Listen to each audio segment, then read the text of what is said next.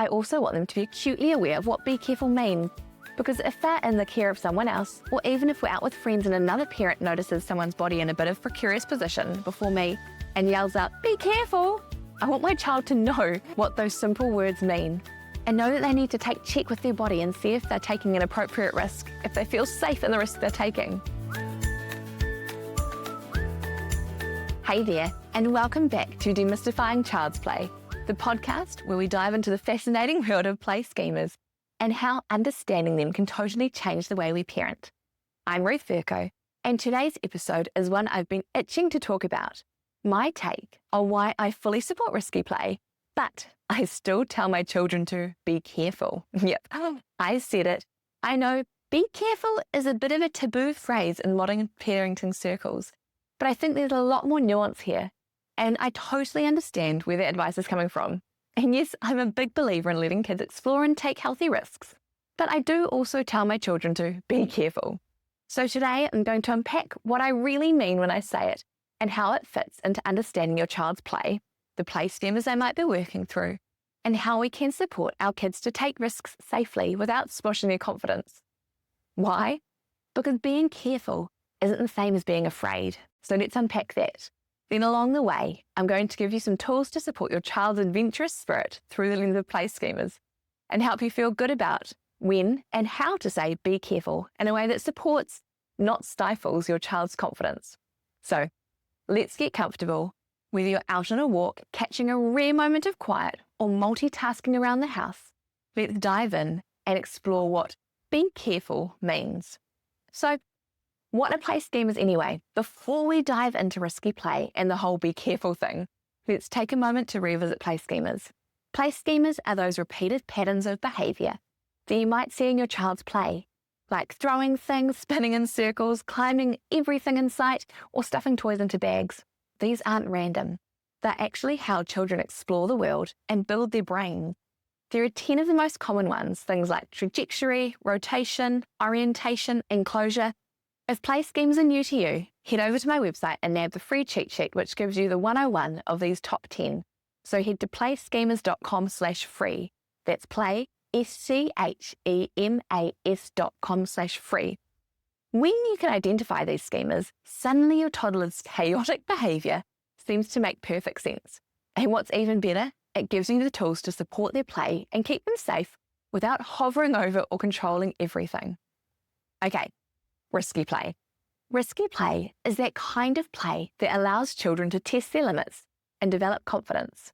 Things like climbing trees, balancing on logs, jumping off the last step, standing right on the edge of the play fort, as I've had at home, and zooming down hills on a trike.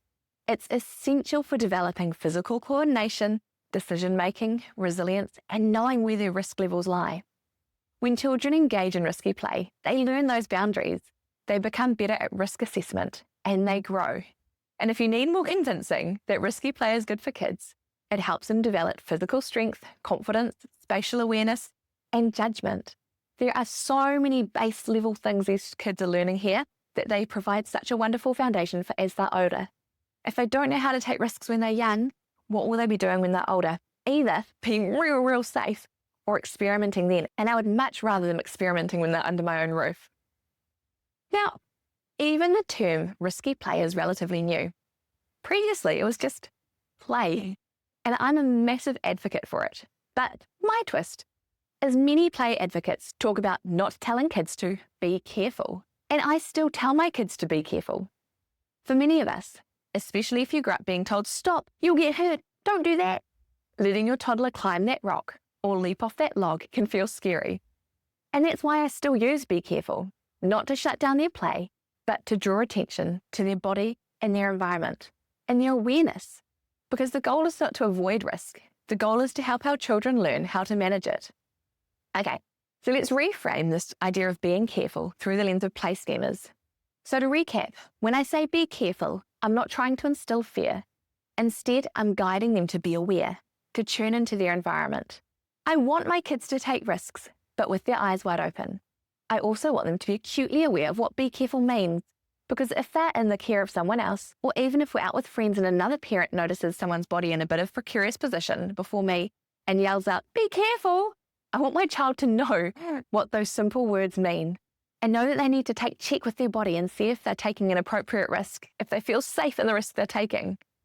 Okay, let me show you what it looks like in practice through some real life schema examples. So let's start with number 1. As always, trajectory. This is when your child loves throwing, jumping, running, or watching things fly through the air. You might see risky play here when they're leaping off furniture, throwing balls high in the sky, and instead of saying, just be careful, I might follow it by saying, hey, be careful. Have you noticed where your feet will land before you jump?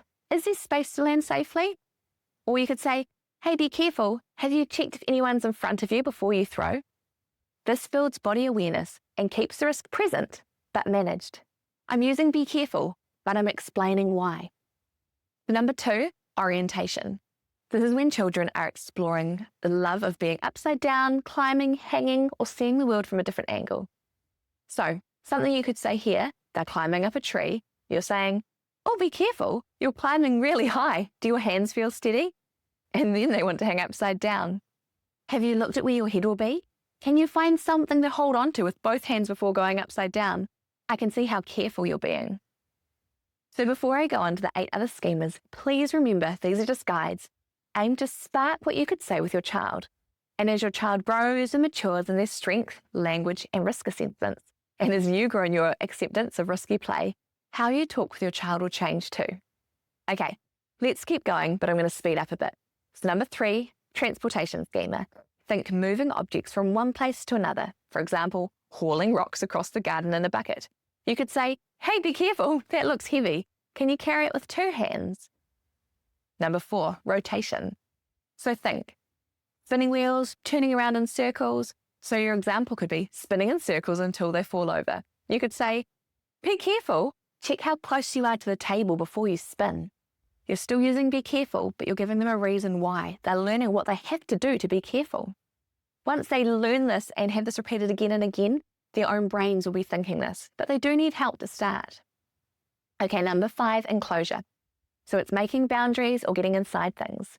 For example, crawling into the laundry basket or into a cardboard box. You could say, be careful, can you get in and out without it tipping over? The enveloping schema. So you might think covering yourselves with objects. So this could be covering themselves in blankets until they can't see. You could say, hey, be careful, can you still breathe and see? Let's make a little space here. This one can be really important with the younger and older siblings. It could be the older sibling enveloping the younger one in a blanket, and you know that might not be too safe. Instead of just freaking out saying, take it off them, they can't breathe, you could be saying, hey, be careful, can they still breathe and see? Let's make a little space in there. Okay? Number 7, the positioning schema. So think linking things up or placing items in order. So for example, climbing to position toys high on a shelf. I've got some shelves behind me, we have it all the time. So the script could be careful, that chair might tip. You might fall off the top of the sofa. Is there a safer way you can reach up there? Number 8, connection. So think of when they're trying to tie things together, linking objects. So for example, they're using string to tie up their toys to the furniture. You could say, hey, are you thinking about how to be careful here? Is someone going to trip on that string? Definitely talking from first-hand experience. Okay, after connection, number 9, disconnection. This is taking things apart, knocking over towers. For example, they could be kicking down their siblings' carefully built block tower. So you could say, hey, be careful. Are they okay with you knocking that down? Do you think their body is in a safe place? Number 10, transformation schema. Think mixing, mashing, changing substances. For example, that'd be mixing mud and water into a slippery mess. I do love slippery messes, but I would still say be careful. Hey, be careful. Is it safe to stand in that muddy patch? It might be, or it might be that there's some big rocks or hazards around when they're trying to move around. So sometimes it's even just talking about what the hazards are. Hey, be careful. Have you noticed that rock there? Let's go slowly next to the rock before you go fast again. Okay, so why does it matter when we pair up our knowledge of play schemas with thoughtful, intentional language? Well, when we do, it does a few things. Number 1, we honour our child's developmental needs. We also reduce frustration because we understand the why behind the behaviour. We strengthen connection because we're working with our child, not against them. And most importantly, we raise confident kids who trust themselves and us. Okay, so if you need some quick tips to identify and support play schemas at home, Number one is always watching for repetition. If your child is always rolling or rapping or climbing or crashing, chances are they're working on the schema. Observe without interrupting. Watch what kind of actions they are repeating. Next is offer schema-aligned play setups. For example, if it's trajectory, make sure you've got a safe jumping zone or something they can easily clear themselves. Right where I'm sitting, we've got an eyelet in our ceiling where we can attach a trapeze where the kids can swing on, and our kids know about safe zones.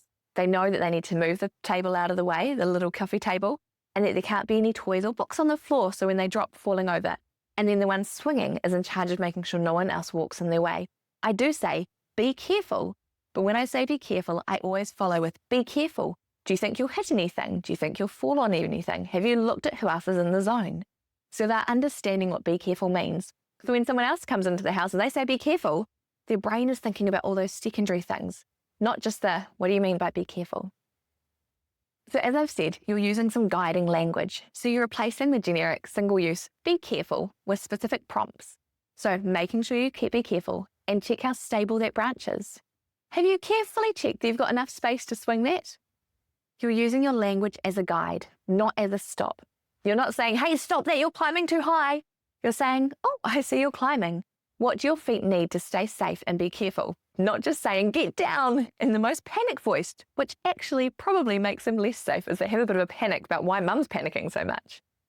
And as you and your child moves along the risky play journey, you can empower them by saying things like, I'm so proud of how you know your body limits and how you are careful with your body. This way, you're supporting the safety and exploration. When we understand play schemas, we stop seeing toddler behaviour as chaos or defiance, and we start seeing it as learning. And that shift, it builds trust and a much more connected relationship. So yes, I will still be saying be careful, but I always say it with intention, not fear. I say it as a cue to help my kids tune into their bodies and surroundings and learn about what needs to go on in their own head. It's not about limiting their freedom. It's about helping them to learn to fly safely. I try to remember to always explain what I mean, and I believe our role is to guide, not control.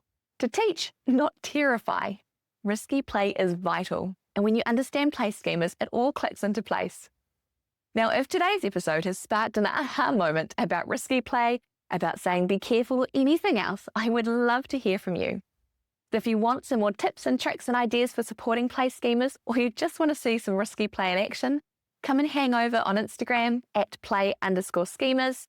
I love receiving DMs. Or check out the show notes and more blog content at playschemas.com/blog. And if you want to look for this one, have a look what's there and then search 027 for this episode. And if you know another parent who needs this message today, share the episode with them. Because I would love for us all to raise brave, curious kids together. So remember, today is a great day to play in a risky way.